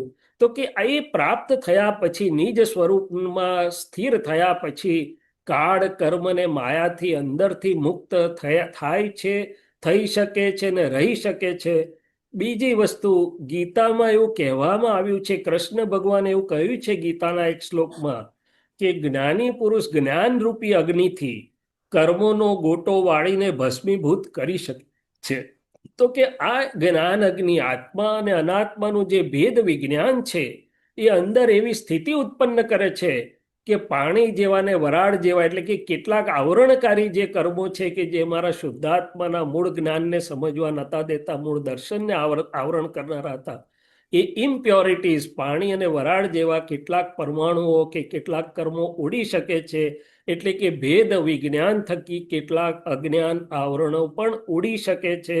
અને મેં કહ્યું એમ, કર્મો, મન, વાણી, કાયા, અંદર ને બહાર સંયોગ હોવા છતાં અંદરથી પોતે કાળ, કર્મ, માયાથી મુક્ત આઝાદી માણી શકે છે. હવે કર્મના આશ્રવની જે આપણે બંધની વાત કરતા હતા, એ થોડીક સૂક્ષ્મ વાતોમાં આપણે સમજીએ તો કવિરાજ કે છે, કર્મ બંધાય છે ત્યારે ખબર પડતી નથી કોઈને. જો ખબર પડતી હોત ને તો આ ભદ્રેશભાઈ જેવા એટલા પાકા છે કે એકે નકામું કર્મ અંદર આવવા દે નહીં. તો કે છે કે કર્મ બંધાય છે. તો કે કેવી રીતે બંધાય છે? તો આપણે શું જોવામાં આવે છે કે ભાઈ આ ભાઈએ આટલું દાન આપ્યું, આ ભાઈએ 51,000 લખાયા અને પેલા ભાઈએ બિચારા 1,001 જ લખાઈ શક્યા. હવે ભગવાન શું જુએ છે તે સમજવા જેવું છે. ભગવાન શું કહે છે, આણે 51,000 આપ્યા, એનું ફળ ક્રિયામાં જે ઉદયમાં આવ્યું, એટલે ભદ્રેશભાઈ એને મોટી ખુરશીમાં બેસાડે, 2 વાર એનું નામ દે, તકતી લગાડે, એટલે એનું ફળ મળી જશે ને અહીંયા. પણ અંદર એને શું ચાલતું હોય મારા જેવાને, આ યાર બહુ પ્રેશર કર્યું એટલે આપવા પડ્યા, રોજ આ કોઈનું કોઈ આવે છે, આટલા બધા આપવા જેવા નતા. તો કે 9 ચિત્રામણ બગાડ્યું અને પેલાથી 1,001 જ અપાયા. પણ એનો ભાવ શું હતો કે અત્યારે કપરી સ્થિતિ જે હોત તો વધારે આપત, અને આવશે તો ખૂબ આપીશ. તો અપાયા ઓછું એટલે ભદ્રેશભાઈને મોટી ખુરશી પર નથી બેસાડ્યા. ભાવે કદાચ પૂછે ના પૂછે જરાક, પણ ભગવાન શું કહે છે કે અંદરનું સુધાર્યું છે એને. એટલે આ જે ક્રિયા અને ભાવની જે વાત છે, હવે આ વસ્તુ ઠેક ઠેકાણે શાસ્ત્રમાં છે, પણ આપણને, અથવા તો ભગવાને કહી છે, પણ આપણને કોઈએ સમજાવ્યું નથી. ભગવાનની હાજરીમાં આ દાખલો તો આપણે વારે વારે વાત કરી છે કે પ્રસન્નજીત આચાર્ય હતા, અને કૌશક મુદ્રામાં સામાયિકમાં બેઠા હતા, છતાં ભગવાનને પૂછવામાં આવ્યું તો ભગવાન કહે છે હમણાં નરકે જાયું છે, થોડી વાર પછી કહે છે હમણાં દેવગતિમાં જાયું છે, અને થોડી વાર પછી કહે છે હમણાં મોક્ષે જાયું છે. અરે ભાઈ, એકની એક ક્રિયા છે, આપની સામે બેઠા છે, આચાર્ય પદે બિરાજમાન છે, છતાં 3 જુદા જુદા જવાબ કેમ આવ્યા? ભગવાન હસતા હસતા કહે છે આપ જે જુઓ છો તે હું નથી જોતો, હું જે જોઉં છું તે તમને દેખાતું નથી. તો કે ઉદય સ્વરૂપે, ક્રિયા સ્વરૂપે, ફળ સ્વરૂપે ઉદયમાં આવ્યું છે ને, બરોબર છે, પણ અંદર પહેલા હિંસક ભાવમાં તન્મય હતા. મારો કાપો રાજા હતા, બાજુના રાજાએ ચઢાઈ કરી છે એવું સાંભળ્યું, તો કે હમણાં મૃત્યુ થાય તો અધોગતિમાં જાય. પછી માથે હાથ ગયો કે હું તો સાધુ છું, મારે ક્ષમા આપવી જોઈએ, તો કે હું ક્ષમા આપું છું, પણ હું રહ્યો અંદર આપનારો, તો કે હવે ઊંચા ભાવ પણ દેવગતિમાં. અને પછી કહે છે આ હું તો શુદ્ધાત્મા છું, એક પણ હું ક્યાં આમાં છું, હું તો મારા ભાવો જ નથી, આ પ્રભાવો જ છે, તો કે હવે મોક્ષે જશે. વાહ. એટલે કે છે કે લાંચ 2-3 વ્યક્તિ હોય, એક વ્યક્તિથી લાંચ લેવાઈ રહી છે, પણ એને આવો સત્સંગ ભેગો થયો, ભદ્રેશભાઈ ને નરેશભાઈની પર્યુષણ વ્યાખ્યાન માળામાં સાંભળી લીધું, એટલે નિરંતર પસ્તાવો રહે કે આ કરી રહ્યો છું, ખોટું કરું છું, ભગવાન આવું ન કરું, ન કરાવું, કરતા પ્રત્યે ન અનુમોદું. તો બહાર એનું પાપ કર્મ ડિસ્ચાર્જ થાય છે, પણ અંદર પુણ્ય કર્મનો અનુબંધક એટલે ઊંચે જઈ રહ્યો છે. બીજો છે લઈ શકતો નથી, પણ એને મારા જેવા 4 ભેગા થઈ ગયા કે ભાઈ તું પ્રેક્ટિકલ થા, નહીં તો તારી છોકરીને છોકરાને એડમિશન વખતે તારી પાસે પૈસા નહીં હોય. એટલે જાય છે કોઈ આપે તો પણ પ્રકૃતિ લેવા દેતી નથી. કેમ? તો કે પૂર્વ ભાવના પરિણામે આજની પ્રકૃતિ જે બની છે લેવા નથી દેતી, પણ અંદર એમ થાય છે કે લવ તો વાંધો નથી, તો કે આવતું ચિત્રામણ નવી પ્રકૃતિ બનાવશે ત્યારે લેતો થઈ જશે. તો સમણ સુત્તમ આ જ વાત કરે છે કે હિંસા કરે કે ના કરે, હિંસાના ભાવ હોય તો તેવા કર્મ બાંધે છે. અને સમણ સુત્તમ કહે છે જે સમયે જીવમાં જેવા ભાવ જાગે છે તે સમયે જીવ તેવા કર્મ બાંધે છે. પણ ગભરાતા નહીં, આનોય રસ્તો બતાડીશ કે એવું ના ગભરાઈ ના જશો કે આ ભાવ જાગ્યા અને કર્મ બંધાઈ ગયા. એટલે આનું એક બીજું ઉદાહરણ પ્રભુ મહાવીરની સભામાં બન્યું હતું. પ્રભુ મહાવીરે કોકને માટે એવી નિમિત્ત વાણી નીકળી કે આ જીવ ક્ષણે ક્ષણે નરકના દડિયા બાંધેવો છે. એટલે મારા તમારા જેવા ડાયા માણસોને થયું વધારે પડતા કે એને કોટડીમાં બંધ કરી દે, પછી કેમનો નરકના દડિયા બાંધશે? કોટડીમાં બંધ કરી દીધો. પછી ભગવાનને પૂછવા ગયા ખુશ થતા થતા, ભગવાન હવે આ જીવ નરકના દડિયા બાંધી રહ્યો છે? તો કે હા જુઓ બાંધી રહ્યો છે, જાઓ. તો કે ભીત પર પાડો ચિતરીને એનો વધ કરતો હતો. શું કરતો હતો? ભાવ વિશ્વમાં હિંસા હતી. આ વાત સમજવા જેવી છે કે ક્રિયા તો બરોબર છે, પણ ક્રિયા કરતા અંતરના ભાવ અને અંતરમાં જે હેતુ ચાલી રહ્યો છે. એટલે એક વાક્ય કહ્યું છે કે અંતરના ભાવ ઉપર જાગૃતિને જ્યાં જરૂર હોય ત્યાં ભાવ ફેરવવા એ 45 આગમનો સાર છે, વ્યવહાર સાર છે. એટલે આ વૈજ્ઞાનિક રીતે શું થાય? તો કે અંદર જે ભાવ કરાવડાવે છે, કોઈને મદદ કરવાના, કોઈને પાઠ ભણાવવાના, કે બીજા કોઈ કે ભોગવી લેવાના કે ન ભોગવી લેવાના. હવે જો હું ભળું અંદર, મારો જીવ તો હું જ્યારે ભળે છે તો બહારથી શુદ્ધ પરમાણુ અંદર ખેંચાય છે, ને અહીંયા જે ઇલેક્ટ્રોમેગ્નેટ જેવું છે, એટલે કે બહારની જે શુદ્ધ પરમાણુઓ બહાર હોય છે ત્યારે શુદ્ધ પરમાણુ વિશ્રસા કહેવાય છે. ભાવકમાં ભળ્યા ત્યારે અંદર ખેંચાઈને આવે છે, એની પર પ્રિન્ટ પડે છે, ત્યારે પ્રયોગશા થાય છે, અને તે કારણ શરીર રૂપે આત્માના પ્રદેશો ઉપર જમા થાય છે. એને ચાર્જિંગ પ્રોસેસ, આશ્રવ પ્રોસેસ, ઇનફ્લો અથવા બંધનું પ્રોસેસ કહેવાય છે. આખા જીવન દરમિયાન મન વાણી કાયાના કર્મો ભોગવાઈ રહ્યા છે, તે વખતે ભાવ વિશ્વમાંથી આખું નવું કારણ શરીર બની રહ્યું છે. અને એનું પ્લગઇન ચાર્જિંગ પોઈન્ટ હું નામધારી છું ને હું કરતા છું, એટલે કે અહંકાર છે. હવે કેવી રીતે અહંકાર અને આ જે હું નામધારી છું વૈજ્ઞાનિક રીતે કેવી રીતે કામ કરે છે?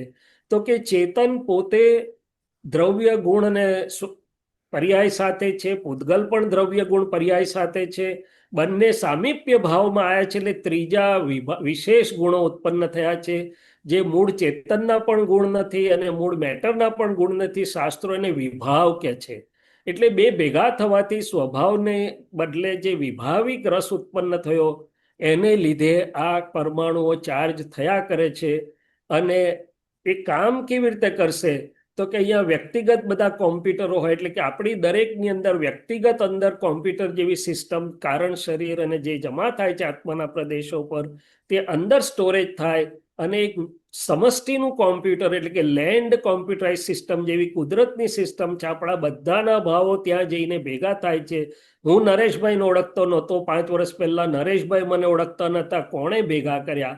હું તમારામાંથી મોટા ભાગનાને ઓળખતો નથી, તમારામાંથી મોટા ભાગના મને ઓળખતા નથી. તો કોણે કેવી રીતે ભેગું કર્યું? તો કે આપણા બધાના તાર જે સમષ્ટિમાં જોડાયેલા છે એ ભાવ પ્રમાણે ફળાદેશ કરવા માટે આપણને ભેગા કરે છે.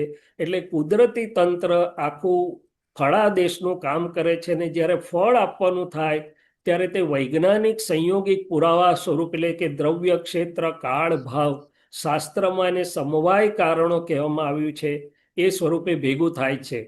એટલે આપણે જેમ જોયું કે ઉદાહરણ સ્વરૂપે કે મેં તો એક ભાવ કર્યો તો ડૉક્ટર જેવું કંઈક થવું છે. મને ખબર નહીં કે ક્યાં મારી કોલેજ, કોણ મારા પ્રોફેસર, કોણ મારા મિત્રો, કોણ મારા ભવિષ્યના પેશન્ટો, કોણ મારો ભવિષ્યનો સ્ટાફ. પણ એક ભાવના સ્વરૂપે કુદરતે જ્યારે ફળ આપવાનું થયું ત્યારે બધું જ ભેગું કરી દીધું. આ જ વાત જે વિજ્ઞાનની ગહન વાત છે, જે શાસ્ત્રમાંથી સમજી શકાતી નથી, અહીંયા એક ગ્રાફિક સ્વરૂપે રજૂ કરી છે. એક બાજુ શુદ્ધ આત્માનું તત્વ છે, દ્રવ્ય ગુણ અને પોતાના પર્યાય સાથે, સ્વભાવ ગુણ સાથે, અને બીજી બાજુ પૂતગલ રૂપ રસ સ્પર્શ ગંધ ગુણ વાળું છે. બંને નજીક આવવાથી કમ્પાઉન્ડ નથી થયું, પણ સામીપ્ય ભાવથી મિક્સચર સ્વરૂપે જે ત્રીજા ગુણો ઉત્પન્ન થયા એમાંથી આખી મનુષ્યની પ્રકૃતિ ઊભી થઈ છે. હું છું, હું કરું છું, ક્રોધ, માન, માયા, લોભ, એ બધું જ ન તો શુદ્ધ ચેતનના ગુણ છે, ન તો મેટરના ગુણ છે, પણ એ વ્યતિરેક ગુણ રૂપે ઊભા થયા છે. અને જ્ઞાની જીનગર જીનેશ્વર જાણે છે કે ભેદ વિજ્ઞાનના પ્રયોગથી કેવી રીતે છૂટું પડે અને કેવી રીતે બંને પોતપોતાના મૂળ સ્વભાવમાં પાછા આવી જાય. હવે અહીંયા ઘણીવાર એક બીજી મૂંઝવણ થાય છે કે ભાઈ આત્મા કર્મનો કરતા છે, આત્મા કર્મનો ભોગતા છે, તો પછી બધા કહે છે મારો આત્મા પાપી છે, મારો આત્મા આમ છે. અલા તું પુણ્યશાળી ના, તારો આત્મા પાપી. આ બધી વિરોધાભાસી ભાષા કેમ છે? તો કે મને ખબર નથી. હવે જો મૂળ આત્મા ખરેખર આ કર્મનો કરતા ભોગતા થતો હોય તો સિદ્ધ ગતિમાં પણ એનો સ્વભાવ કરતા ભોગતાનો હોવો જોઈએ. પણ કે છે કે ના, એવું નથી. નિશ્ચય નહીંથી એટલે કે પોતાના મૂળભૂત સ્વભાવથી શુદ્ધાત્મા કરતા ભોગતા નથી. તો કોણ કરતા ભોગતા છે? તો કે આ બેના સામીપ્ય ભાવથી જે વચ્ચે ઊભું થયું છે પ્રકૃતિ આખી, પ્રતિષ્ઠિત આત્મા જે છે, વ્યવહાર આત્મા અથવા આરોપિત આત્મા, એ આ જગતનું અધિષ્ઠાન છે. એનાથી જ આ બધા જ ચક્રાવાઓ ચાલી રહ્યા છે. પણ જ્ઞાની પુરુષ જાણે છે કે પ્રતિષ્ઠિત આત્માનો એક પણ ગુણ શુદ્ધ એટલે કે મૂળ આત્મામાં નથી, અને શુદ્ધ એટલે કે મૂળ આત્માનો એક પણ ગુણ આ પ્રતિષ્ઠિત આત્મામાં નથી. ગુણે કરીને બંને જુદા પડી શકે એમ છે. અને પ્રતિષ્ઠિત આત્મા એ કરતા ભોગતા છે, જ્યારે મૂળ શુદ્ધ આત્મા એ ફક્ત જ્ઞાતા દ્રષ્ટા માત્ર જ છે. તો હવે આટલું સમજ્યા પછી આપણે કર્મ સંવર અને કર્મ મુક્તિના છેલ્લા ચરણ તરફ જઈ રહ્યા છે. તો શાસ્ત્રો કહે છે કે તપથી કર્મમાંથી મુક્ત થવાય. તો ભાઈ કયા તપથી કર્મમાંથી મુક્ત થવાશે? તો કે આંતર તપ જોઈશે. કયું આંતર તપ? તો કે સાસુ વહુને કંઈક ટોણો મેણો મારે અથવા વહુ સાસુને કંઈક ના ગમે એવું કરે ત્યારે એમણે આંતર તપ તપવું પડશે કે ભાઈ આ તો નિમિત્ત છે, એનું કલ્યાણ હોજો, મારો હિસાબ ચૂકવાઈ રહ્યો છે, હું તો છૂટી રહી છું. તો એ મોટામાં મોટું આંતર તપ થાય. નહીં તો બાહ્ય તપ કરે પણ આંતર તપ વગર કર્મમાંથી મુક્તિ શક્ય નથી. બીજું મહત્વનું અંગ છે કે જો એવી ભાવના કોઈ મને શીખવાડે કે કર્મના આશ્રવની સામે મને બેરિયર ફિલ્ટર તરીકે કામ કરે, તો એ ભાવનાઓ મને બહાર મારા વ્યવહારમાં ભૂલ થતી હશે તો પણ ભાવના મને અંદરથી પ્રોટેક્ટેડ રાખશે. કારણ કે ભગવાન શું કહે છે? તારી ભૂલ થઈ જાય તેનો અમને વાંધો નથી, તારી ભાવના શું છે, તારા અંતરમાં શું હેતુ અને આશય છે એ અમે જોઈએ છે. એટલે દાદા ભગવાને સવારની 2 ભાવના અને 9 કલમની ભાવના શીખવાડી. સવારની 2 ભાવના કે મારા પ્રાપ્ત મન વચન કાયથી કોઈને દુઃખ ન હો, સૌને સુખ હો, બીજું હું કોણ છું એટલે મારું આત્મ સ્વરૂપ જાણવું છે.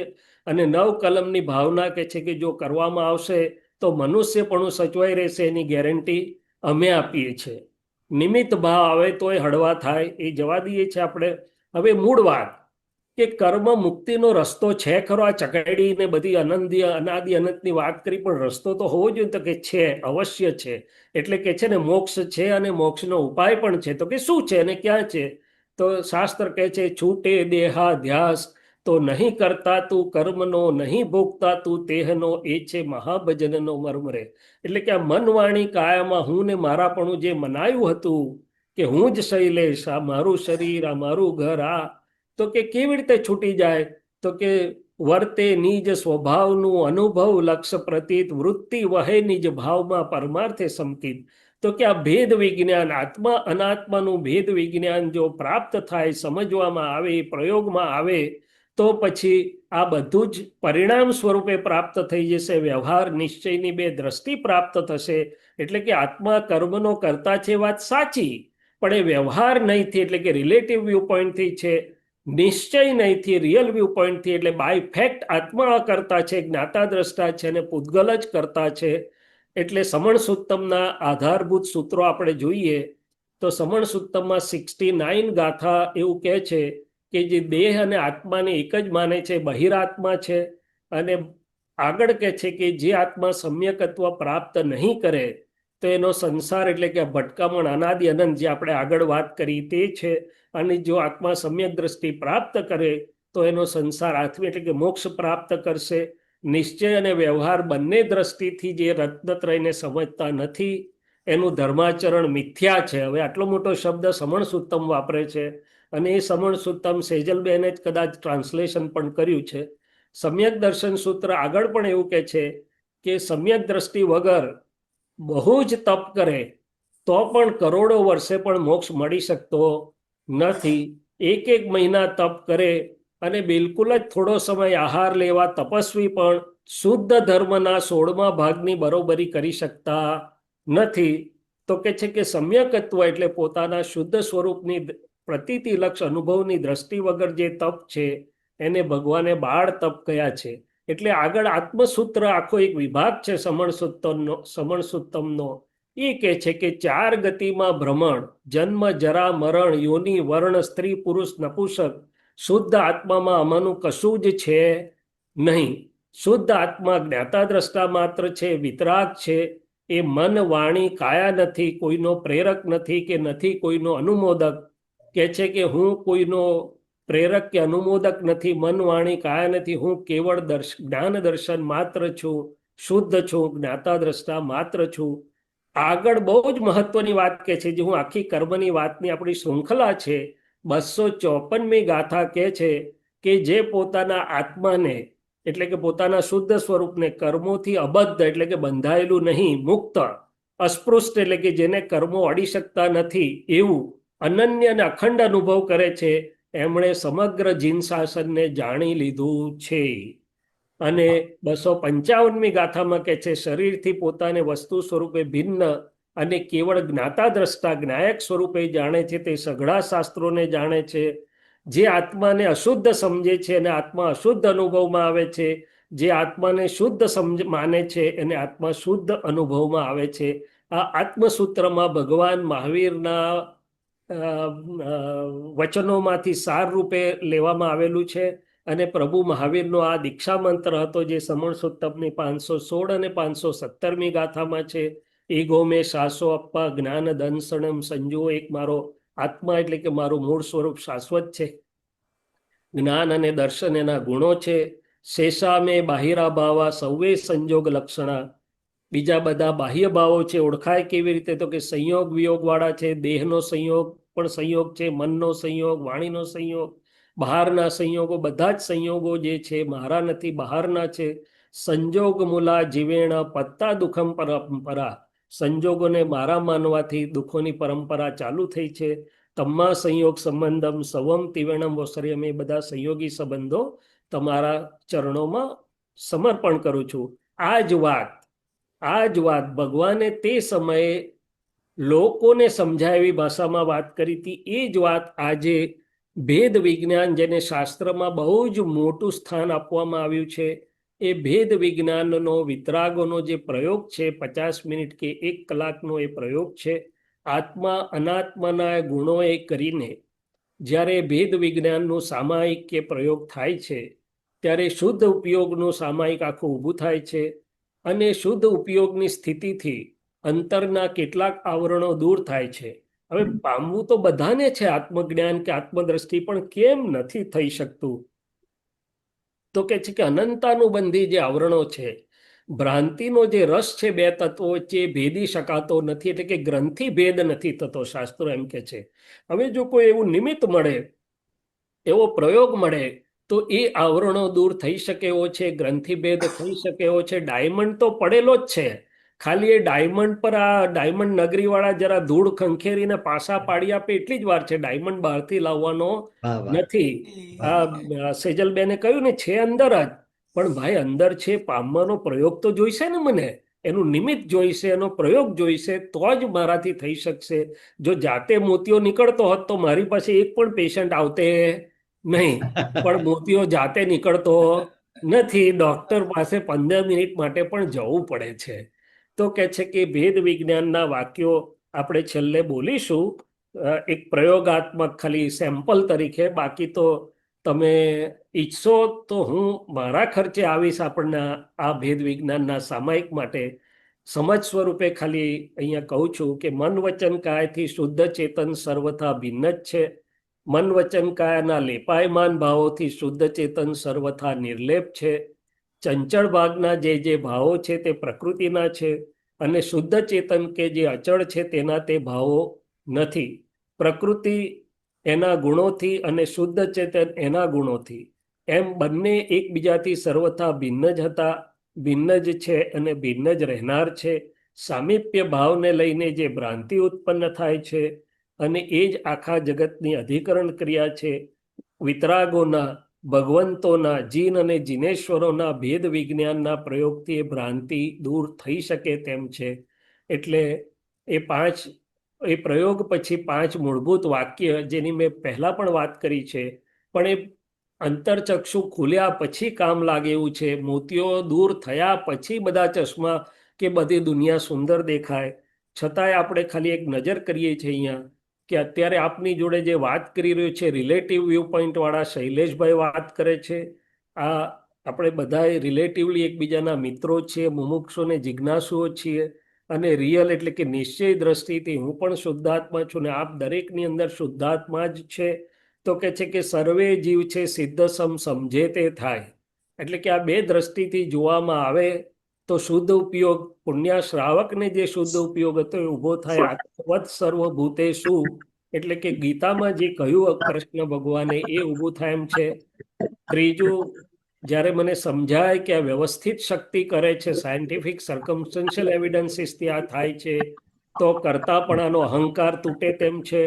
અને ઋણાનુબંધી હિસાબોની જે વાત કરી, ફાઇલોનો સમભાવથી નિકાલ અને શુદ્ધાત્માનો ચોપડો, તો કે આ ભેદ વિજ્ઞાન એ સવડી દ્રષ્ટિ એટલે કે સમ્યક દ્રષ્ટિ તરફ લઈ જાય છે. હું કોણ છું અને કરે છે કોણ, એનો જવાબ આપે છે. વિભાવમાંથી સ્વભાવ તરફ જાય છે, અને કર્મબંધ પડવાની પ્રક્રિયામાં બહુ મોટો ફેરફાર થાય છે. અને કર્મના ભોગવટામાં પણ મેં આગળ બધા સ્ટેપ્સ કેમ આખો મોટો ફેરફાર થઈ જાય છે. અંતર જાગ્રત થકી ભાવો બદલાય, ભાવો બદલાય એનો ભાવ બદલાઈ જાય, અને ખરેખર તો આંતરદ્રષ્ટિ ખુલે તો જ અમૂર્ત ઓળખાય તેમ છે. આપણે મહાવીરને, સિમંદર સ્વામીને ને કૃષ્ણ ભગવાનને મૂર્તિમાં અને મૂર્ત સ્વરૂપે જ ઓળખી શક્યા છીએ. એમના અમૂર્ત સ્વરૂપને જ્યાં સુધી આપણી અંતરદ્રષ્ટિ ખુલ્લી ના થાય ત્યાં સુધી સંપૂર્ણ રીતે ઓળખાય નહીં. અને ભગવાને જેટલી પણ વાત કરી છે એ નિશ્ચયની વાત આપણે વ્યવહારમાં લઈ જઈએ, અને વ્યવહારની વાત નિશ્ચયમાં લઈ જઈએ. આપણે જ્ઞાન, દર્શન, ચારિત્રને પણ વ્યવહારથી સમજ્યા છીએ. કેમ? તો કે જ્યાં સુધી મારી અંતરદ્રષ્ટિ ખુલે નહીં. એટલે કે કાયોત્સર્ગ. હવે આપણે કાયોત્સર્ગ ને બાહ્ય મુદ્રાઓ તો ઉપયોગી એક સાધન છે, મૂળ સ્વરૂપે કાયોત્સર્ગ નથી. બહાર જે એક મુદ્રામાં કે જે રીતે આપણે કરીએ, કાયોત્સર્ગમાં જવા માટે હેલ્પિંગ ટૂલ છે. કાયોત્સર્ગ એનું નામ છે કે મન, વાણી, કાયામાં રહેલું હું પણ ને મારાપણું છૂટીને મારું જે ચિત્ત એમાં હું ને મારાપણે હતું, એ ચિત્ત મારા શુદ્ધ સ્વરૂપમાં આવીને શુદ્ધ સ્વરૂપમાં રહે, જ્ઞાતા દ્રષ્ટા સ્વભાવમાં રહે. જેટલો સમય એટલો સમય કાયમાંથી ઉત્સર્ગ થઈને શુદ્ધ ચિત્ત સ્વરૂપે પરિણમ્યું, એને કાયોત્સર્ગ કહેવાય છે. તો કે આ બધું જેમ છે તેમ સમજાય, અને તો જ આપણે આ કામ આપણું પૂરું થાય. હવે છેલ્લે આપણે એક પ્રયોગના ભાગ સ્વરૂપે 1 કલાક મારો પૂરો થવા, 40-45 મિનિટ પૂરી થવા આવી છે. છેલ્લી 3 મિનિટ ખાલી લઈએ છીએ આપણે. વેદ વિજ્ઞાનના 2-3 વાક્ય, ખાલી 2-4 વાક્ય બોલી અને અહીંયા આપણે પૂરું કરીએ છીએ. તમને યોગ્ય લાગે તો આપણે બોલીએ, અને તમે બધા અનમ્યુટ પણ કરી શકશો અને જોડે બોલી પણ શકશો. એટલે બધાને નરેશભાઈ અનમ્યુટ થવાની છૂટ છે. હા જી સર, બિલકુલ.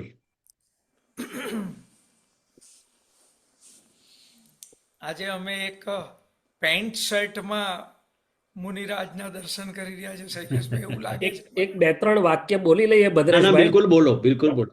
અમે બોલવા તૈયાર છીએ સર. ના ના, અમે બિલકુલ સાંભળીએ પણ છે ને બોલીશું પણ. જી. મારા મૂળ શુદ્ધાત્મા સ્વરૂપે કરીને, આપ રિપીટ કરી શકશો. હા જી. મારા મૂળ શુદ્ધાત્મા સ્વરૂપે કરીને મારા મારા મૂળ શુદ્ધાત્મા સ્વરૂપ સ્વરૂપ કરીને હું મન વચન કાયા હું મન વચન કાયા નામ અને નામની માયા નામ અને નામની માયા ભાવ કર્મ ભાવ કર્મ દ્રવ્ય કર્મ દ્રવ્ય કર્મ અને નો કર્મથી અને કર્મથી સર્વથા મુક્ત સર્વથા મુક્ત અને સર્વથા ભિન્ન અને સર્વથા ભિન્ન એવો શુદ્ધાત્મા છું. એવો શુદ્ધ આત્મા હું મન વચન કાયાથી હું મન વચન કાયાથી વ્યવહાર અને એની સર્વ રિલેટિવ માયાથી વ્યવહાર અને તેની સર્વ રિલેટિવ માયાથી મારા મૂળ શુદ્ધાત્મા સ્વભાવે કરીને મારા મૂળ સર્વથા મુક્ત છું. મુક્ત છું એને કેવળ જોનારો અને જાણનારો માત્ર છું. એને કેવળ જોનારો અને જાણનારો માત્ર છું. મારા મૂળ શુદ્ધાત્મા સ્વભાવે કરીને મારા મૂળ સ્વભાવે કરીને અનંત જ્ઞાન પ્રકાશ વાળો છું. અનંત જ્ઞાન પ્રકાશ વાળો છું. મારા મૂળ શુદ્ધાત્મા સ્વભાવે કરીને મારા મૂળ સ્વભાવે કરીને અંતર અને બાહ્ય અંતર અને બાહ્ય એવા અનેક પ્રકારના જ્ઞેયોને એવા અનેક પ્રકારના જ્ઞેયોને જોનારો અને જાણનારો જોનારો અને જાણનારો એવો શુદ્ધાત્મા છું. એવો શુદ્ધાત્મા છું. મારા મૂળ સ્વભાવે કરીને મારા મૂળ સ્વભાવે કરીને અંત દર્શન પ્રકાશ વાળો અનંત પ્રકાશ વાળો એવો શુદ્ધાત્મા છું. એવો શુદ્ધાત્મા છું. વ્યવહારના વિઘ્નો અનેક પ્રકારના હોવાથી તેની સામે અનંત શક્તિ વાળો અનંત શક્તિ વાળો ચૈતન્ય ઘન સ્વરૂપ ચૈતન્ય ઘન સ્વરૂપ એવો હું શુદ્ધાત્મા છું. એવો શુદ્ધાત્મા છું. મારા મૂળ શુદ્ધાત્મા સ્વભાવે કરીને સ્વભાવે કરીને હું અનંત સુખનું ધામ છું. અનંત સુખનું ધામ છું. મોહની અનેક પ્રકારની હોવાથી મોહની અનેક પ્રકારની હોવાથી મારા મૂળ સ્વરૂપે કરીને મારા મૂળ સ્વરૂપે હું અનંત સુખનું ધામ છું. હું અનંત સુખનું ધામ છું. વિનાશી છું. મારું મૂળ શુદ્ધાત્મા સ્વરૂપ મારું શુદ્ધાત્મા સ્વરૂપ જન્મ મરણથી સર્વથા મુક્ત મુક્ત અવિનાશી અવિનાશી એવું શુદ્ધ સ્વરૂપ છે. એવું શુદ્ધ સ્વરૂપ છે. મારું શુદ્ધ સ્વરૂપ મારું શુદ્ધ સ્વરૂપ એ કેવળ જ્ઞાન સ્વરૂપ છે. એ કેવળ પરમ જ્યોતિ સ્વરૂપ છે. કેવળ એક પરમ પરમ જ્યોતિ જ્યોતિ સ્વરૂપ છે. સ્વરૂપ છે. જય સચ્ચિદાનંદ. નમસ્કાર. જય નમસ્કાર. સચ્ચિદાનંદ. સચ્ચિદાનંદ નમઃ. વાહ, હવે સ્ક્રીન શૈલેષભાઈ શેરિંગ આજે તો કઈ જુદી જ અનુભૂતિ કરાવી છે આપે. તમે મને ગજબ, કીધેલું ગજબ. કે જુદું જુદું લઈને આવજો. હવે સ્ક્રીન શેરિંગ બંધ કરી દઉં. હા સર.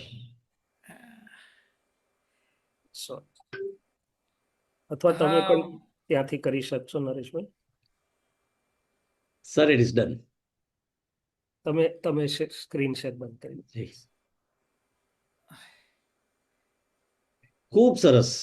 શૈલેષભાઈ, હું મારા સસરાજીના ઘરે વડોદરા આવતો હતો જ્યારે મેરેજ થયા પછી. ત્યારે ત્યાં છૂટપૂટ દાદા ભગવાનની જે પુસ્તકો પડ્યા હોય તે વાંચતો હતો ઉપર છલ્લા. ત્યારે મારા મનમાં એક ગાંઠ ચોક્કસ બંધાયેલી હતી. એક વાત મને સમજાયેલી હતી કે દાદા ભગવાને જૈન ધર્મની, જૈન કર્મની ઘણી બધી ગૂઢ વાત, પણ એની સાચી ઝલક અને સાચી સમજ અમને આજે પડી છે. એટલી સરસ રીતે આપે આ આખી વાત સમજાવી છે. ખરેખર મને એવું લાગે છે કે આપની સાથે એક નહીં પણ અનેક આવા સેશન કરીએ અને અમે પણ તમારી જેમ આ આનંદમાં ડૂબકી મારીએ એવી આજે એક મને એક લાગણી થાય છે. એવું કેવી સમજ મારા ખ્યાલમાં આવે છે, મારા મગજમાં આવે છે. ખૂબ ખૂબ આભાર શૈલેષભાઈ. આપે બહુ જ સુંદર અને બહુ જ સરસ વાતો કરી અને આપણે ફરીથી અનેક વખત કેવી રીતે મળી શકાય ને કેવી રીતે અમે તમારી આ વાતો જાણી, સમજી અને પામી શકીએ તેના પ્રયત્નો કરીશું. આ પ્રયત્ન તમે બોલાવશો તો મારા ખર્ચે સુરત આવીશ. અરે ખર્ચની વાત છોડો સાહેબ. ના ના, એટલે ખર્ચ એટલે અમે તમને full day મારા વધાવીશું અહીંયા. મારા દિલથી આવીશ એમ. ખર્ચ એટલે સાદી ભાષામાં ના લેતા ને. એટલે આપણે 2 દિવસ 3 દિવસની શિબિર કરી શકાય. આ વખતે સુરત કામરેજ મંદિર ખાતે મારું શનિ રવિ પર્યુષણમાં આવવાનું થવાનું છે. હા so you are all welcome. અથવા તો I also can come there. હા, હું જે એક્ઝેક્ટ શબ્દ બોલતો તો ગામડાના લોકો કે એ કયો શબ્દ એ મારા મગજમાં કેમ નીકળી ગયો અત્યાર સુધી હતો મોઢા પર, કે જેને આપણે તળપદી ભાષા. હા, તળપદી ભાષા. એ તળપદી ભાષાના પુસ્તકો મેં પણ થોડાક વાંચ્યા છે ને ત્યારથી. અને જ્યારે તમને મેં શ્રી મહાવીર જૈન વિદ્યાલયના કન્વેન્શનમાં વડોદરા ખાતે 1.5 કલાક કે 2 કલાક સાંભળ્યા હતા, ત્યારનો મને આ વસ્તુનો ખ્યાલ હતો. ને તેથી જ્યારે પર્યુષણ વ્યાખ્યાનમાળા 1 શરૂ થઈ 2020માં, ત્યારથી હું તમને અહીંયા તેડી લાવ્યો કે જેથી કરીને મને એ જે અધૂરી થોડી સમજ અને જ્ઞાન તમે આપ્યું હતું તે આગળ વધે. ખૂબ ખૂબ આભાર નરેશ. તો મિત્રો, આજે પહેલા ઓનલાઈન કાર્યક્રમની અંદર આપણે 2 વક્તાઓને, પ્રબુદ્ધ વક્તાઓને સાંભળ્યા અને બંને આપણને ભાવ વિભોર કર્યા. ડૉક્ટર શૈલેષભાઈનું અગર આપણને પ્રેઝન્ટેશનની સાથે જો જોવા મળ્યું હોત તો એનો રંગ જ અનેરો હોત, પણ તેમણે એની જરાય બહુ નમ્રતાથી સરને કહેવા માંગુ છું કે અમને એની જણાય ઉણપ લાગી નથી. આપ અમને એટલું સરળતાથી સમજાવતા હતા અને જીવનની સાથે સંકળાયેલા તમારા દાખલા દલીલો એટલા બધા સચોટ હતા કે આપ જે કહેવા માંગતા હતા તે બિલકુલ હૃદય સ્વસર્બુ અમારામાં ઉતર્યું છે. અમે ફરીથી આ બંને વક્તાઓ પ્રબુદ્ધ છે, પોતાના કિંમતી સમય એમણે આપણને આપ્યો અને કેવી સરસ તૈયારી સાથે આવ્યા. બંને જણા જે અસ્ખલિત રીતે બોલતા હતા તેણે આપણને એક આખી સરસ ભાવ વિશ્વમાં લઈ ગયા. આપણે એમના ખૂબ ખૂબ આભારી છીએ. એ શ્રોતા મિત્રોના આભારી છીએ કે જેમણે પોતાનો સમય કરીને પોતાના ઘરમાંથી બેસીને પણ આ જ્ઞાન યજ્ઞમાં આપણી સાથે જોડાયા. આપણે એમની સંખ્યા વધતી જાય તેવી અપેક્ષા રાખીએ. અને અંતે આ કાર્યક્રમ અમે આવતીકાલથી યુટ્યુબ પર પણ મૂકીશું અને વધુને વધુ મિત્રોને એનો લાભ મળતો રહેશે એવી શુભ ભાવનાની સાથે ભદ્રેશભાઈએ કહ્યું તે પ્રમાણે આવતીકાલના 2 વક્તાઓને માટે આપણે ફરીથી 8:30 કલાકે ઓનલાઈન મળીશું. ત્યાં સુધી શુભરાત્રી. જય જિનેન્દ્ર.